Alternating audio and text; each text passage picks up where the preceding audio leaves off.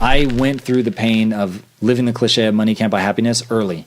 So that was the very thing that gave birth to my true financial success. Was so me walk saying, me through that, though. Because most people will never experience what it's like to come into crazy wealth. Yeah, it is a really funny moment, and funny is the right word.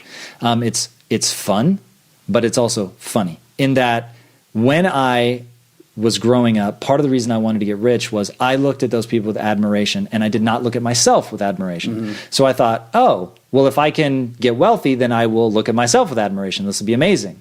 And then when I got the money, by then I had changed myself fundamentally as a person, and I had earned so much self-respect and so much self-worth that by the time I got the money, I wasn't looking for anything from the money other than it is the great facilitator. It will let you do extraordinary things, but it won't make you an extraordinary person. It won't make you feel any differently about yourself. And because the money came literally like that, because we had paper wealth, so I was worth hundreds of millions of dollars on paper. But I just cannot stress enough, that's meaningless in your real life. I was driving, at one point, a beat up Ford Focus. My wife and I had to share it, had a leaky exhaust, and yet at that point, I was worth tens of millions of dollars. But there were employees that were living far better lives than I was from a financial standpoint. So that's paper money. Now, bank account money came in an instant. And so it was about, 6 years into our journey, and we decided to take a small investment to diversify. So it was a pure founder liquidity moment. And because the valuation of the company was over $1 billion, you can imagine, even at a small percentage, just the raw number of dollars is insanity. So all of a sudden, I was fantastically wealthy.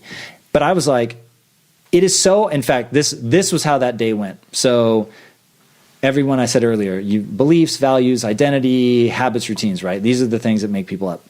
And I just have a value system that says it's not about the money. It's about building something you believe in. It's about serving other people. It's about work ethic. It's about showing up and working. And I value myself for that. So on the day that the money hit, it hit at 8 a.m. in the morning or something. And my wife, we're both in the gym.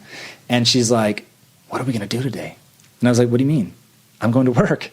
And she couldn't wrap her head around that. She's like, whoa. You're not going to go to the Lamborghini dealer? Yeah, she's like, come on, we've got to go do something. We've got to celebrate. And I'm like, there's no universe in which I don't show up for work today. None, under no circumstances. So if you were to ask my employees, when did the money hit? They'd all be like, I have no idea.